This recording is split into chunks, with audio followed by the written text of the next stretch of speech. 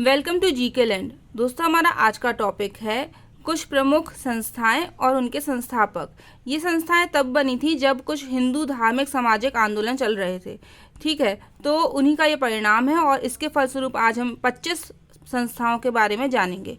Start करते हैं आत्मीय सभा से। तो आत्मीय सभा के संस्थापक कौन थे? राम मोहन राय।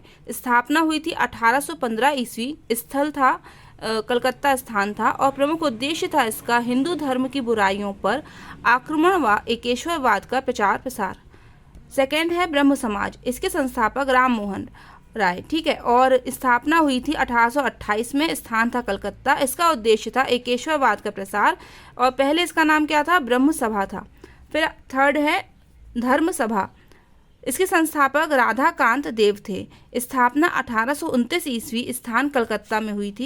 इसका उद्देश्य क्या था इसको बनाने का? कि इसकी स्थापना ब्रह्म समाज के विरोध में हुई तथा इसका उद्देश्य हिंदू धर्म की रक्षा करना था। तत्वबोधिनी सभा। संस्थापक देवेंद्र नाथ टैगोर। स्थापना 1839 ईस्वी। स्थान कलकत्ता। इसका उद्देश्य राम मोहन राय के विचारों का प्रचार प्रसार करना था। फिर मानव धर्म सभा। संस्थापक दुर्गाराम मनशाराम। स्थापना हुई 1844 ईस्वी में। स्थान सूरत। उद्देश्य था जाति प्रथा के बंधनों को तोड़ना था। ठीक है, और परमहंस मंडली आई। फिर परमहंस मंडली के संस्थापक दादोबा पांडुरंग। स्थापना हुई 1849 ईस्वी। स्थान बम्बई। उद्देश्य था इसका जाति प्रथा के बंधनों को समाप्त करना। फिर है राधा स्वामी सत्संग संस्था। ठीक है, इसके संस्थापक थे तुलसीराम। स्थापना हुई थी 1861 में। स्थान आगरा। उद्देश्य एकेश्वरवादी सिद्धांतों का प्रचार। फिर आती है भारतीय ब्रह्म समाज संस्था। तो इसके संस्थापक थे केशव चंद्र सेन। स्थापना 1866 ईस्वी में हुई थी। स्थान कलकत्ता। उद्देश्य था इसका मूल ब्रह्म समाज जो था, जो राम मोहन राय द्वारा स्थापित किया गया था, तो मूल ब्रह्म समाज से अलग होकर केशव चंद्र सेन ने नई संस्था स्थापित की थी जिसका प्रमुख उद्देश्य समाज सुधार करना था। इस विभाजन के बाद मूल समाज को आदि ब्रह्म समाज कहा गया। फिर आई प्रार्थना सभा। तो इसके संस्थापक थे आत्माराम पांडुरंग। ठीक है, स्थापना हुई थी 1867 में 1867 में। स्थान बम्बई और उद्देश्य था इसका हिंदू धर्म के विचारों तथा प्रचलित मान्यताओं में सुधार लाना। फिर इसमें एक पॉइंट है कि R.G. भंडारकर और M.G. रानाडे 1870 में इसके मेंबर बने थे। किसके? प्रार्थना सभा के। फिर आता है आर्य समाज। तो आर्य समाज के संस्थापक स्वामी दयानंद सरस्वती। स्थापना 1875 ईस्वी। स्थान बम्बई। उद्देश्य हिंदू धर्म में सुधार लाना और हिंदुओं का धर्म परिवर्तन रोकना। फिर आती है थियोसोफिकल सोसाइटी। थियोसोफिकल सोसाइटी के संस्थापक थे मैडम H.P. ब्लावात्स्की और हेनरी अल्कॉट। ठीक है, स्थापना हुई थी इसकी 1875 में। स्थान था न्यूयॉर्क।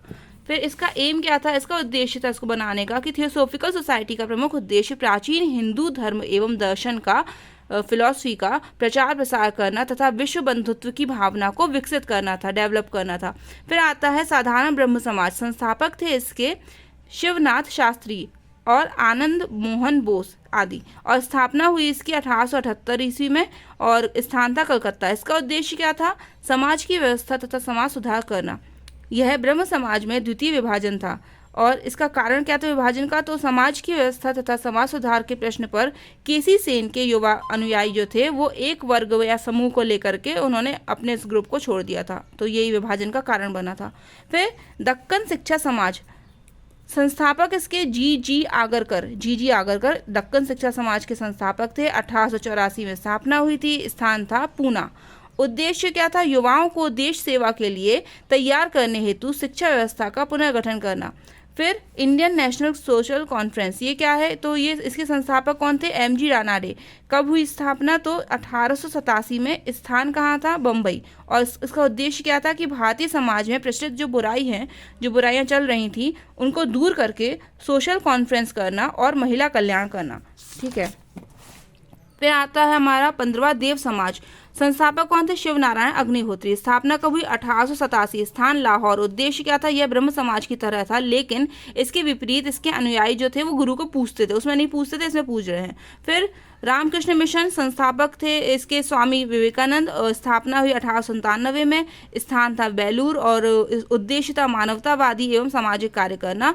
भारत सेवक समाज संस्थापक गोपाल कृष्ण गोखले, स्थापना 1905। स्थान मुंबई। उद्देश्य क्या था? मातृभूमि की सेवा के लिए भारतीयों को विभिन्न क्षेत्रों में शिक्षित करना और महिलाओं के उत्थान को बढ़ावा देना, वही बात, ठीक है। फिर पूना सेवा सदन क्या है? तो इसकी स्थापना श्रीमती रमाबाई रानाडे ने की थी, 1909 में की थी, पूना में की थी। और इसका उद्देश्य क्या था पूना सेवा सदन का? महिला कल्याण को बढ़ावा देना और इनका उत्थान करना। फिर आती है सोशल सर्विस लीग, संस्थापक हैं इसके N M Joshi social service league के संस्थापक हैं। स्थापना 1911 में हुई, बम्बई में हुई। और इसका एम क्या था कि सामान्य नागरिक के जीवन में बेहतर कार्य करने का अवसर प्रदान करना।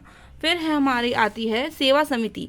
सेवा समिति के संस्थापक हृदयनाथ कुंजरू, ठीक है। और इसकी स्थापना हुई 1914 में। स्थान था इलाहाबाद। उद्देश्य है इसका प्राकृतिक विपदाओं के समय समाज सेवा, शिक्षा, शारीरिक सफाई, संस्कृति आदि का विकास करना।